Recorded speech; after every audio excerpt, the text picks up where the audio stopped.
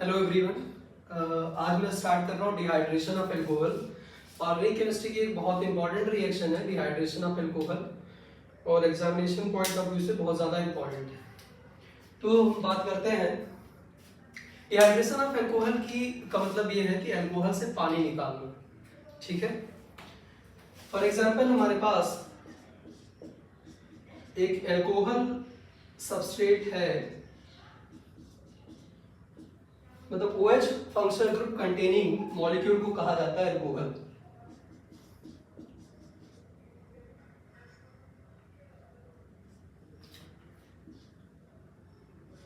ये मॉलिक्यूल है। अगर इस मॉलिक्यूल की रिएक्शन हम कंसंट्रेटेड H2SO4 के प्रेजेंस में कराते हैं and the temperature will be more than 170 degree centigrade, तो इससे जो प्रोडक्ट बनता है वो एल्कीन मिलता है हमें। अगर इस कार्बन को अल्फा बोल दूं और इसको बीटा, तो अल्फा से OH एंड बीटा से H एलिमिनेट होता है and H2O as a elimination product हमें मिलता है। और यहाँ पर एल्कीन का फॉर्मेशन होता है। थोड़ा इसको डिटेल में हम लोग समझते हैं कि किस तरीके से रिएक्शन होती है। ओके, तो इसके मैकेनिज्म की बात करते हैं। वन बाय वन इस रिएक्शन को हम देखते हैं step by step. Step by step representation of a chemical reaction is called mechanism of reaction. Okay, तो फर्स्ट स्टेप ऑफ रिएक्शन में CH3C CH3OH इसके पास प्रेजेंट होता है लोन पेयर इस तरीके से CH2 CH3। First step of reaction में H+ के प्रेजेंस में रिएक्शन होती है और ऑक्सीजन के पास ये फालतू लोन पेयर पड़े हुए हैं, तो ऑक्सीजन एटम क्या करता है, अपने लोन पेयर H+ को डोनेट कर देता है। जब H+ को डोनेट करता है तो यहाँ पे एक न्यू सिग्मा बॉन्ड का फॉर्मेशन हो जाता है और इससे बनता है ऑक्सोनियम आयन एंड ऑक्सीजन के ऊपर एक फॉर्मल चार्ज आता है positive. Okay, this is the first step of reaction. अगर इस स्टेप की बात करें तो एक एक्स्ट्रा बॉन्ड का फॉर्मेशन हो रहा है, तो हम कह सकते हैं कि एनर्जी गेन हो रही है। तो first step of reaction will be exothermic in nature. Second step की बात करें तो जो ऑक्सोनियम आयन बना है, अगर इसका हम हीटिंग करते हैं, हीट करते हैं,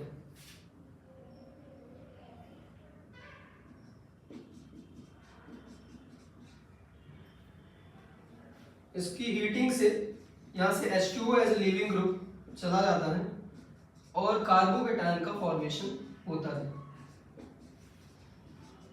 इस तरीके से कार्बोकेटायन मॉलिक्यूल बन जाता है with the loss of water molecule.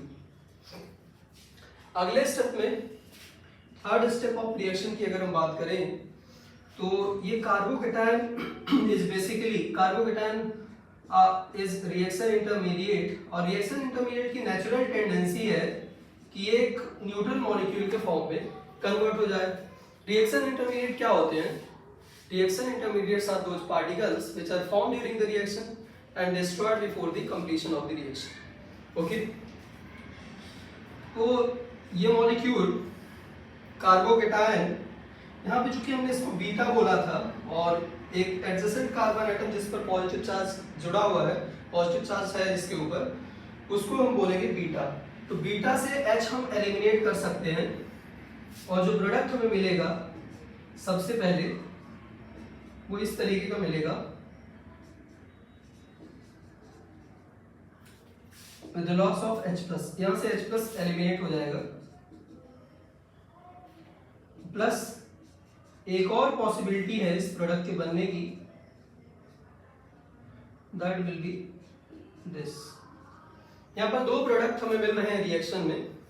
जो फर्स्ट प्रोडक्ट है इसमें नंबर ऑफ अल्फा H की अगर हम बात करें तो total number of alpha H 9 है इसमें, और इसमें नंबर ऑफ अल्फा H कितने हैं 5 है, तो जिसमें नंबर ऑफ अल्फा ज्यादा है वो प्रोडक्ट ज्यादा स्टेबल होगा, और इस प्रोडक्ट को हम बोलेंगे मेजर प्रोडक्ट या मोर स्टेबल है, more stable.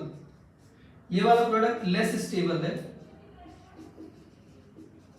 Less stable product.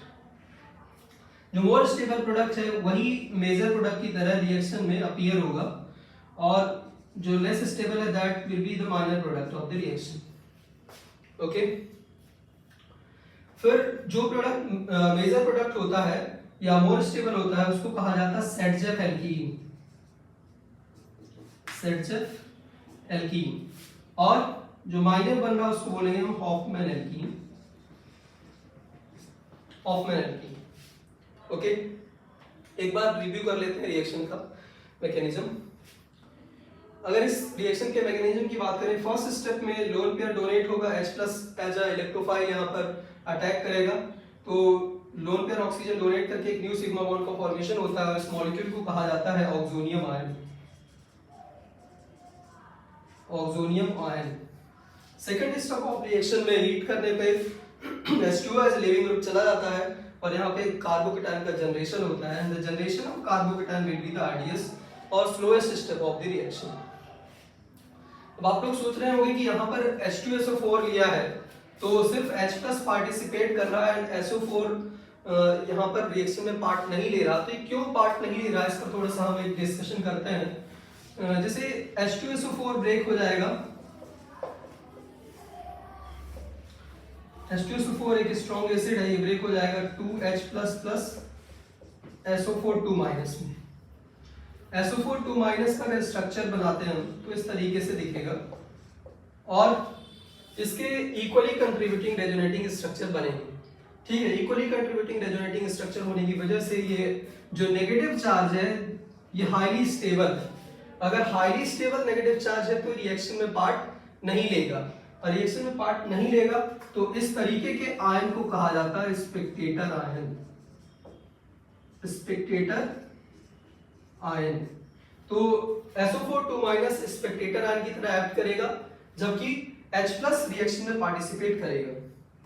यहाँ पर अगर हम देखें तो फर्स्ट स्टेप रिएक्शन का जो होगा वो रिवर्सिबल है, लेकिन चूंकि रिएक्टेंट साइड H+ का कंसंट्रेशन बहुत ज्यादा है तो रिएक्शन के बैकवर्ड आने की टेंडेंसी बिल्कुल भी नहीं है, तो इक्विलिब्रियम जो है वो फॉरवर्ड डायरेक्शन में शिफ्ट होगा, और यहाँ से हम H2O एलिमिनेट करेंगे अगले स्टेप में, और यही H2O का एलिमिनेशन या generation of carbocation will be the RDS and slowest step of the reaction. ठीक है, फिर कार्बोकेटायन अगर बनता है तो उसका रीअरेंजमेंट भी पॉसिबल है। इसमें तो यही कार्बोकेटायन ज्यादा स्टेबल कार्बोकेटायन है, तो रीअरेंजमेंट इस पर्टिकुलर रिएक्शन में पॉसिबल नहीं है। अगर कार्बोकेटायन लेस स्टेबल रिएक्शन में फॉर्म होता है तो उसका रीअरेंजमेंट भी पॉसिबल है। ठीक है, और उसके बाद यहाँ पर H+ एलिमिनेट हो जाएगा और ऑक्सीजन के ऊपर नेगेटिव चार्ज छोड़ जाएगा, जिससे एक पाई बॉन्ड बन जाएगा, पॉजिटिव नेगेटिव एक नया बॉन्ड जनरेट होगा, और इससे हमें रिएक्शन मिक्सचर में दो तरीके के प्रोडक्ट मिलते हैं, एक ज्यादा स्टेबल और एक कम स्टेबल। जो मोर स्टेबल प्रोडक्ट होता है that will be the Saytzeff alkene और major product of the reaction, और एक लेस स्टेबल प्रोडक्ट मिलता है उसको माइनर प्रोडक्ट बोलेंगे हम, या हॉफमैन प्रोडक्ट या हॉफमैन एल्कीन बोलेंगे। ओके, इस रिएक्शन की कैरेक्टरिस्टिक्स की बात करते हैं जो कि इंपॉर्टेंट है।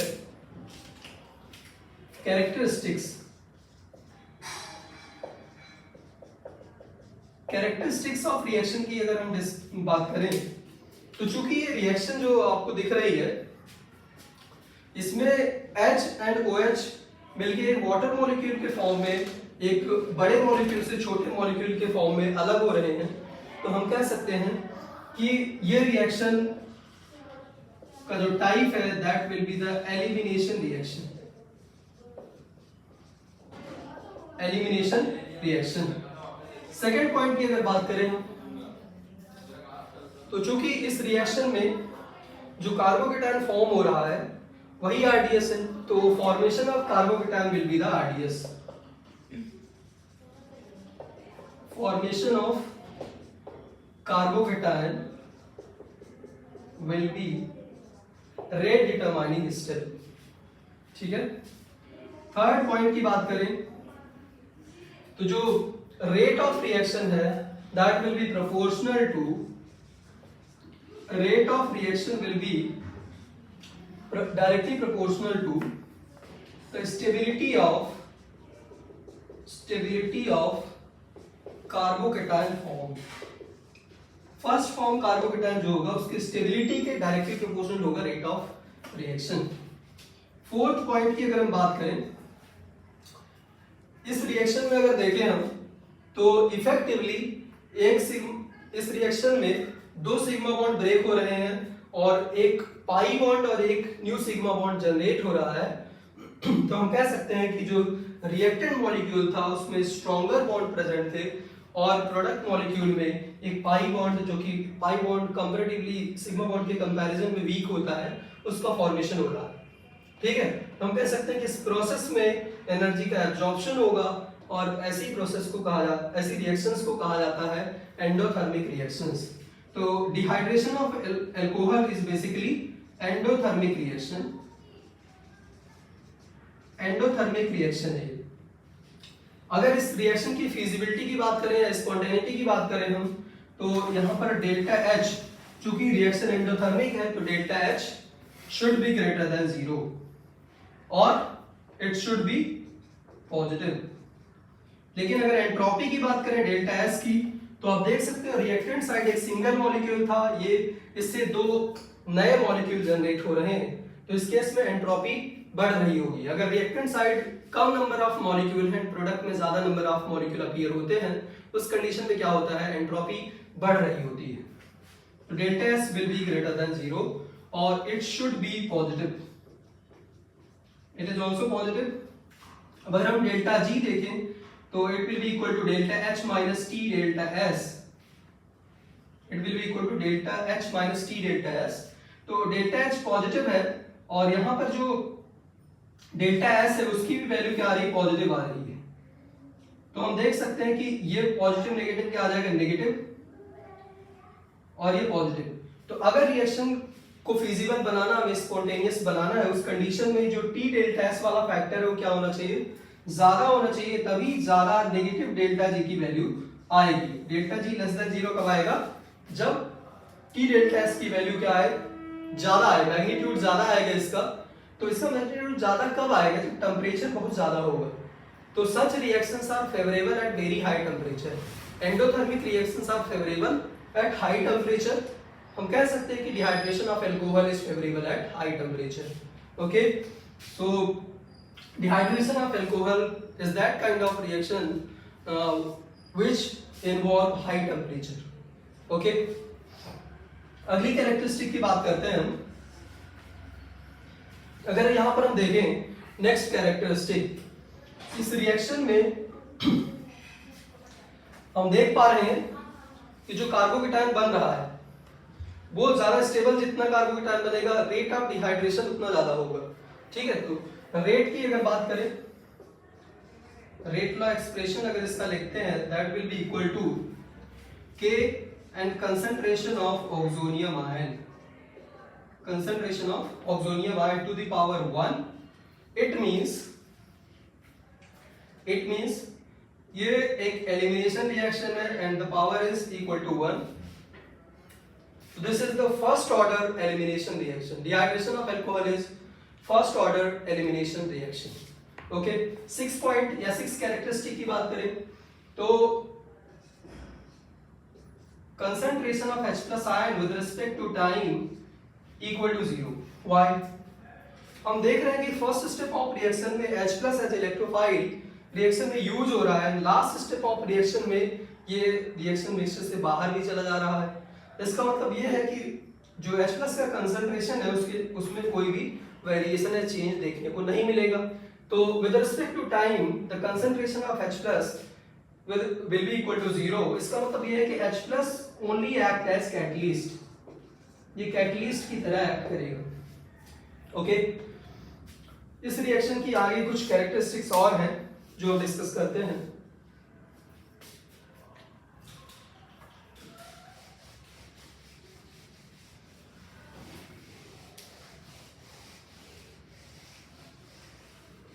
अगली कैरेक्टरिस्टिक की बात करें अगर हम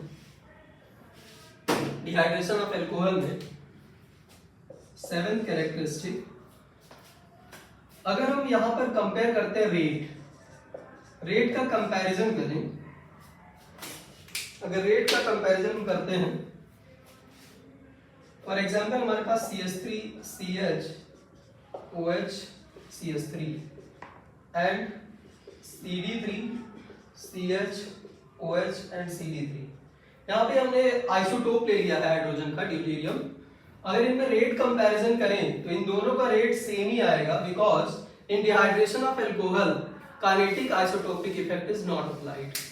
ठीक है, काइनेटिक आइसोटोपिक इफेक्ट अप्लाई नहीं होता डिहाइड्रेशन ऑफ एल्कोहल में, and the rate will be the same for both the cases.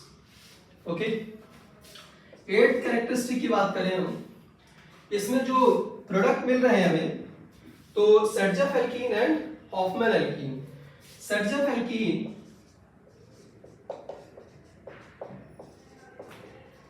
Alkene reaction का major product and more stable product है। Okay, and Hofmann alkene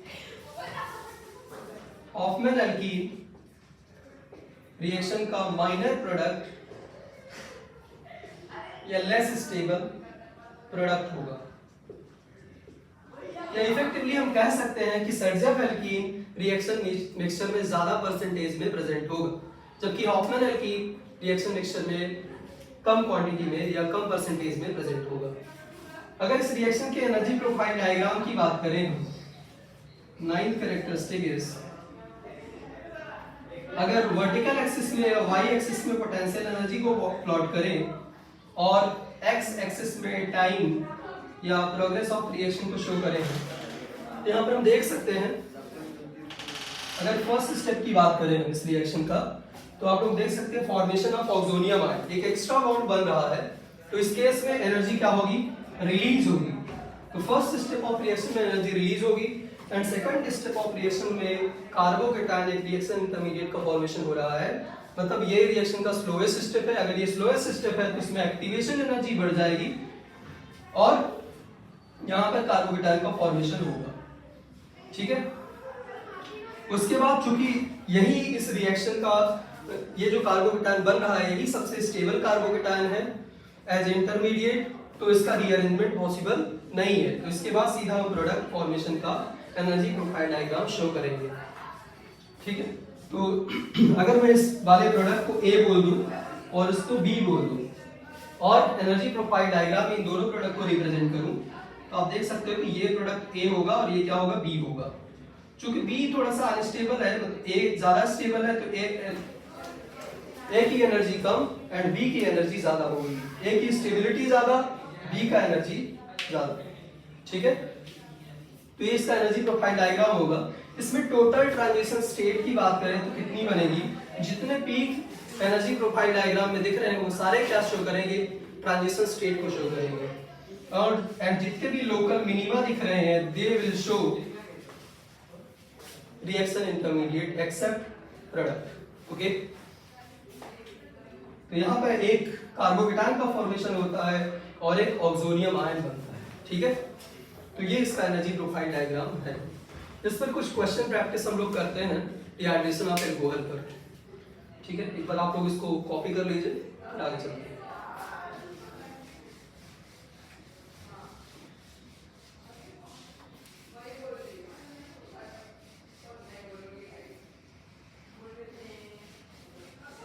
copy करने का ज्यादा time मैं दे नहीं रहा हूं, आप लोग वीडियो को पॉज करके कॉपी कर सकते हैं।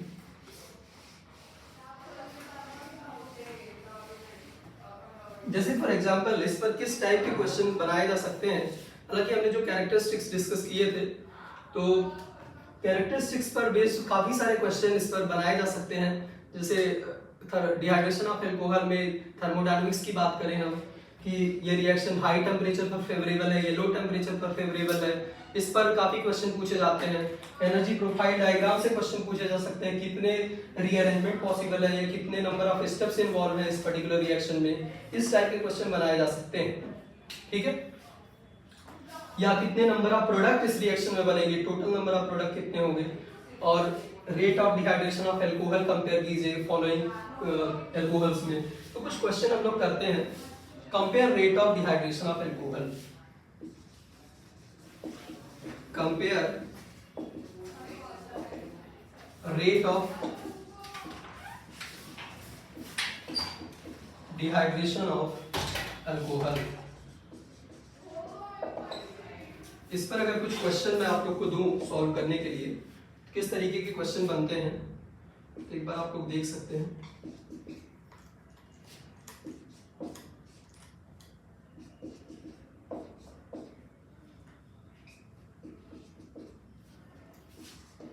क्वेश्चन नंबर 2,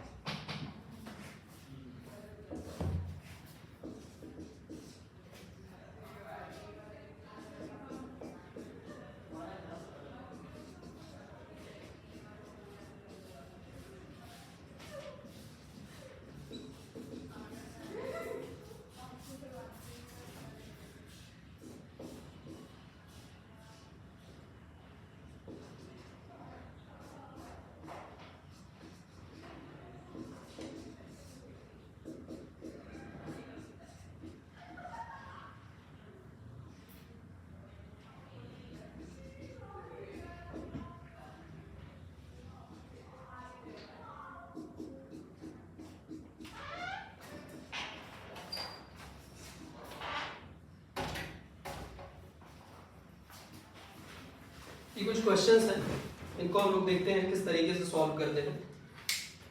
इनमें आपको कुछ नहीं करना, प्रोटोनेशन करना सबसे पहले, H+ इसमें ऐड करना, लोन पे डोनेट होगा और ऑक्सोनियम आयन का फॉर्मेशन होगा। उसके बाद H2 एज लिविंग ग्रुप चला जाएगा एंड कार्बोकेटायन का जनरेशन होता है, जिसमें जितना स्टेबल फर्स्ट फॉर्म कार्बोकेटायन होगा वो रिएक्शन, उस रिएक्शन का रेट सबसे ज्यादा होगा, डिहाइड्रेशन ऑफ अल्कोहल का रेट सबसे ज्यादा होगा। तो अगर हम कंपैरिजन करें फर्स्ट केस में, इसमें 1 डिग्री कार्बोकेटायन बनेगा, इसमें 2 डिग्री कार्बोकेटायन बनेगा, इसमें 3 डिग्री कार्बोकेटायन बनेगा। तो जैसा कि आप लोग पढ़ चुके हैं जनरल ऑर्गेनिक केमिस्ट्री के अंदर कि जो 3 डिग्री कार्बोकेटायन होता है that will be the more stable then 2 degree and 2 degree will be the more stable then 1 degree carbocation. So the order of dehydration of alcohol will be this. Okay, in this case अगर हम यहाँ पर देखें तो यहाँ पर carbocation develop होगा, H2O as leaving group जाएगा, ऑक्सोनियम आयन का फॉर्मेशन होगा सबसे पहले H+ के अटैक से, और H2O एज लिविंग ग्रुप जाएगा, यहाँ पर कार्बोकेटायन जनरेट होगा। और ये वाला कार्बोकेटायन जो होता है ये स्टेबल कार्बोकेटायन होता है as compare to aromatic carbocation. The carbocation which is a part of aromatic system, उससे भी ज्यादा स्टेबल कार्बोकेटायन ये होता है क्योंकि यहाँ पे ये डांसिंग रेजोनेंस शो करेगा। ठीक है, तो सबसे ज्यादा रेट इसी का होगा। उसके बाद ये ट्रोपोलियम कार्बोकेटायन बनेगा with 6 pi electron molecule will be, या carbocation will be aromatic in nature। तो सेकंड नंबर में इसका रेट आएगा, थर्ड में इसका आएगा। यहाँ पर अगर देखें हम तो ये +m इफेक्ट शो कर रहा है, ये भी +m शो कर रहा है, लेकिन CH2 माइनस का +m पावर OCH3 के कंपैरिजन में ज्यादा होगा क्योंकि यहाँ पर नेगेटिव चार्ज प्रेजेंट है। इसकी डोनेट करने की टेंडेंसी ज्यादा है, डोनेट करने की पावर ज्यादा है as compare to OCH3 group. तो अगर हम देखें यहाँ पर या ये -m शो करेगा तो पहले नंबर पे ये आएगा डिहाइड्रेशन में, सेकंड पे ये आएगा, थर्ड पे। So the order of dehydration will be this. Okay, in this case यहाँ पर अगर देखें तो ब्रिज हेड पोजीशन पे कार्बोकेटायन जनरेट होगा। अब ब्रिज हेड पोजीशन पे कार्बोकेटायन की स्टेबिलिटी बहुत कम होती है, लीस्ट स्टेबल कार्बोकेटायन होता है अकॉर्डिंग टू ब्रेड्स रूल। तो ये लेस स्टेबल होगी, ज्यादा स्टेबल होगा, इसलिए इसका रेट ऑफ डिहाइड्रेशन ज्यादा। सिमिलरली इसकी बात करें तो यहाँ डांसिंग रेजोनेंस वाला कार्बोकेटायन डेवलप होगा, इसमें 2 डिग्री कार्बोकेटायन बनेगा, इसका रेट ज्यादा। यहाँ पर अगर देखें हम तो SIR लगेगा, steric inhibition of resonance. Steric inhibition of resonance की वजह से क्या होगा इस केस में -m कांटेक्ट इसका खत्म हो जाएगा, जिससे कार्बोकेटायन की स्टेबिलिटी बढ़ जाएगी। लेकिन इस केस में -m इफेक्ट लगेगा बिकॉज ये बॉन्ड जो प्रेजेंट होते हैं लीनियर होते हैं। चूंकि SIR effect planar molecule planar groups के अंदर ही अप्लाई होता है। एक्चुअली क्या होता है, ये ग्रुप्स जो होंगे ऑर्थो पोजीशन में जो ग्रुप जुड़े होते हैं with respect to ipso position में जो ग्रुप जुड़ा है, इनमें स्टेरिक रिपल्शन होता है, जिसकी वजह से क्या होता है अपने प्लेन को मतलब जो रेजोनेंस करने वाला प्लेन है उससे आउट ऑफ प्लेन चला जाता है, जिससे रेजोनेंस नहीं हो पाता है पॉसिबल। अगर रेजोनेंस यहाँ पे खत्म हो जाएगा तो हम बोल सकते हैं कि माइनस एम शो नहीं करेगा NO2 ग्रुप और कार्बोकेटायन ज्यादा स्टेबल होगा, because minus am showing group will decrease the stability of carbocation. So the answer will be this. तो और भी क्वेश्चंस इन पर बनाए जा सकते हैं डिहाइड्रेशन ऑफ अल्कोहल पर। नेक्स्ट क्लास में हम लोग डिस्कस करेंगे कि कुछ क्वेश्चंस हम करेंगे स्टेबिलिटी ऑफ कार्बोकेटायन या फिर rate of dehydration of alcohol, एक प्रोडक्ट फॉर्मेशन से रिलेटेड, कि किस तरीके से सेटजेफ एल्कीन या ज्यादा स्टेबल प्रोडक्ट बनाते हैं, एल्कीन कैसे बनता है, और उसमें जितने भी चीजें हमने रिएक्शन मैकेनिज्म के अंदर पढ़ी है स्टार्टिंग में, जैसे रीअरेंजमेंट ऑफ कार्बोकेटायन वगैरह, जिसमें हम hydride shift, phenyl shift, alkyl shift और साइक्लिक रिंग रीअरेंजमेंट में बहुत सारी चीजें हमने कवर की हैं। साइक्लिक रिंग रीअरेंजमेंट में हम लोगों ने रिंग कॉन्ट्रैक्शन, रिंग एक्सपेंशन क्या होता है, ये सारी चीजें अप्लाई करके देखी। ओके, वन मोर थिंग, जो डिहाइड्रेशन ऑफ अल्कोहल एक रिवर्सिबल रिएक्शन है। रिवर्सिबल रिएक्शन में माइग्रेटरी एप्टीट्यूड हम अप्लाई नहीं करते हैं, ठीक है, ये इरिवर्सिबल रिएक्शन में अप्लाई करेंगे। Thank you so much.